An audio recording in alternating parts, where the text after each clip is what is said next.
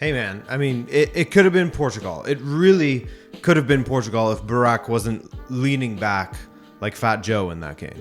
But it wasn't. Not yet, at least. Hey there, I'm Adrian, by the way, and let's go. Look guys, I'm going to be completely honest. All of my focus was on watching Portugal and Italy simultaneously, but I did see the goals that Bale scored in Wales' 2-1 victory over Austria, and that man is an alien. He goes months at a time without playing, but as soon as he puts that Wales kit on, he's back to his best. It doesn't make sense. The free kick he scored was sublime, while his second goal was a stunner as well. And the celebration, I mean, he said that there was no message involved, sort of, quote. I don't need to send a message. It's a waste of my time. It's disgusting. They should be ashamed of themselves. Now, of course, this is in regards to people back in Spain. But no message at all. No message at all. So, Wales advance and will play the winner of Scotland versus Ukraine, but that match was, of course, postponed. Unsure when that will go ahead, as there were rumors of potentially in June, but it's still not clear, so we'll see. In the other path, of course, Poland were given a bye into the next round as Russia were banned, while Sweden and the Czech Republic required extra time to sort out who was going through, and ooh, baby, Alex Isak, the sauce king. He played a nice 1-2 with Robin Quaison for what was the winner. Sweden move on to play against Poland on Tuesday in Poland. Bonne chance à tous.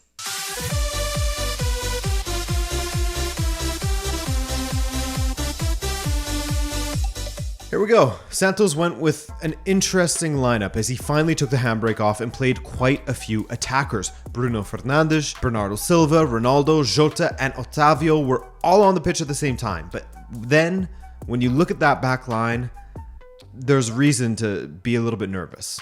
Portugal's defense had been ravaged by injury, suspensions, and a COVID absence. Where we would typically see Guerreiro, Pepe, Ruben Dias, and Cancelo, we had Guerreiro, Danilo, the midfielder that moonlights as a center back, José Font, a very old man, and Diogo Dalot. And in front of them, just João Moutinho to cover the back line. I mean, the attacking lineup makes sense. Play on the front foot, so the shaky back line has to defend as little as possible. It was always going to be a question of what Turkey we saw in this match. The one who earned the dark horse status going into Euro 2020, or the one that absolutely stank up the entire tournament with a performance that resembled the uneaten mini wheats that sit in the milky bowl under your bed for a few. Just go clean your room, man. Come on.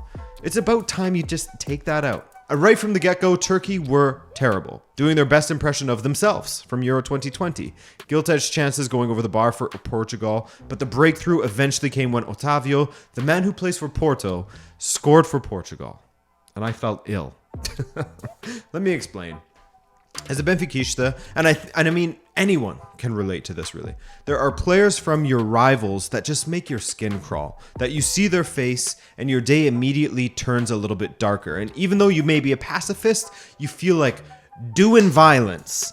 For me, that's Otavio. So while I was happy Portugal scored, there was some turmoil going on in my chest. Anyway, Fraudkey started to get better and better after they conceded, and if not for some poor finishing, they would have equalized. Why? Because I know this will come as a surprise to you, but a backline of Guerreiro, who loves to attack, Danilo, the mainly midfielder man, Old Man Fonte, and Diogo Dalot is not, brace yourselves, is not that defensively sound. And they played their way through Portugal a few times, and it was looking really... Oh, Portugal scored again. Good ball in from Otavio. Perfect header from Jota. And the heartburn for me, seeing Otavio doing important things for Portugal. Good for him, though. Shout out to his contributions. He was great against Turkey. The second half was better from Turkey going forward after Jota had spurned an incredible opportunity, while Turkish goalkeeper Kakir, yes, I know that I pronounced that incorrectly and I apologize for it, but he made like Neuer and came charging out only for Jota to fire over the bar.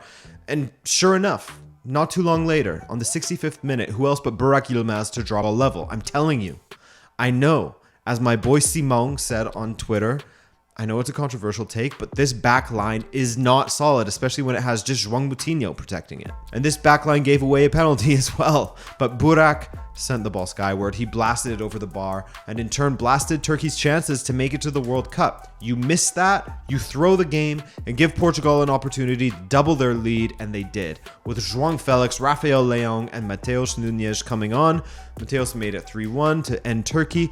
They were the masters of their own demise, really, as they had stretches where they were the better team. But overall, I think you could say that Portugal deserved to go through, even if it wasn't convincing and they were made to suffer at times and got very lucky that Yilmaz was trying to snipe the man who walks around selling beer in the stands.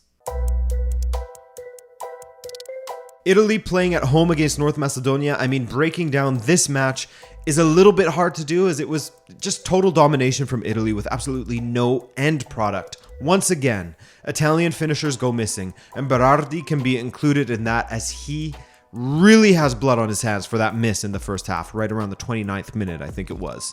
Immobile, brilliant Serie A striker. Yes, brilliant Serie A striker, but as usual, when Italy needs a goal, you won't really get it from him. Does he provide some link-up play? Sure he does. He certainly brings his teammates into the match, but he ghosts otherwise. Insigne, another player that is decent in Serie A, and I just say decent because this man is absolutely not playing anywhere close to the levels he is capable of. It's as if his brain is already in Toronto and on the massive bag that he will secure there. But my God, the delivery from corners was atrocious, and just his general play was brutal again. Before I continue, we got to give props to North Macedonia for just how incredibly well organized they were. They knew Italy struggled to break teams down and score goals, so they sat deep, defended fairly well, and took their opportunity when it came. I mean, Italy had 32 attempts. Just look at these shot maps. Italy had 32 attempts, and just 5 of them made it on target. 5!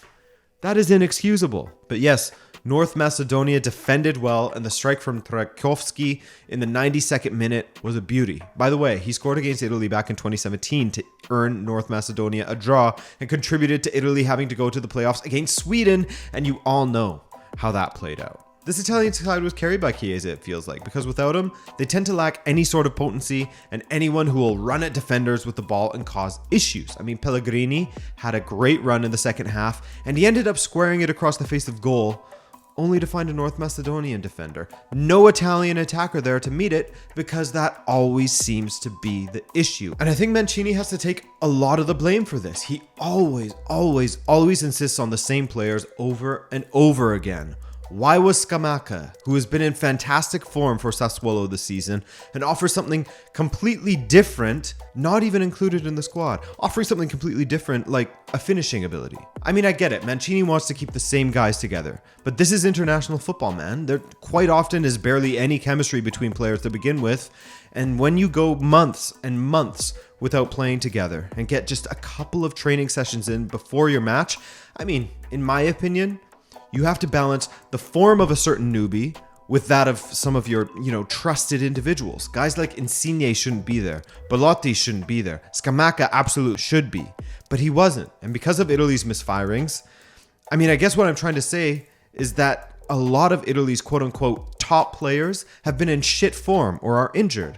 Make these changes, Mancini, or you'll field a team that looks like a bunch of out-of-form dudes trying their best. That's Italy right now. A bunch of out-of-form dudes trying their best, with the subtext being because Mancini won't give other guys chances. I mean, that's the reason they got into this mess. That and Jorginho missing a couple crucial penalties in qualifying. But I don't like putting an entire failed qualification campaign on one single moment like a penalty. I see a lot of people do that with Portugal and the goal that was disallowed against Serbia. I mean, it's easy to pin it on the ghost goal or the missed penalty, but overall, both Portugal and Italy were put in these positions thanks to a collection of failures throughout the qualifying campaign. And you have to reap what you sow. But yes, Mancini has been stubborn with his selections and perhaps could have rotated the out-of-form guys out. Scamacca finding form this season alongside Raspadori was a blessing from the heavens, given how the striker position has been a sore one for the national team for some time. And he chose not to go with either of them. These guys won the Euros 9 months ago. That's it. 9 months have passed, less than a year. And do you want to know how many months it's been since they played in a World Cup? 93. Right now, it's 7 years and 9 months since Italy last played at a World Cup, and that number will grow and grow and grow. Their next shot will be 2026. And man, as I wrote on Twitter, there will be an entire generation of 11 to 12-year-old Italians that will have never been alive to see their country compete at a World Cup by the time that edition comes around. Isn't that insane? What's even more insane is how big of a World Cup bottle jobs Italy have become since winning it back in 2006. It's as if they made a deal with the devil to cause Zidane to headbutt Materazzi, and then a little deal on the side to overcome France in the shootout final. And now their luck is completely gone. 2010, shambolic, out in the group stage. Horrible from them. 2014, same deal, booted out in the group stage. 2018 failed to even qualify, and then once again for 2022, they have failed to qualify once again. It's so crazy to me. A country with 4 stars on the chest, 4 World Cups won, and this is the slump they're in. It's the first time they've ever missed 2 successive World Cups. Vergogna. Disaster, like the title says, man, and it's a shame that we won't get to see Verratti at a World Cup until 2026. Maybe.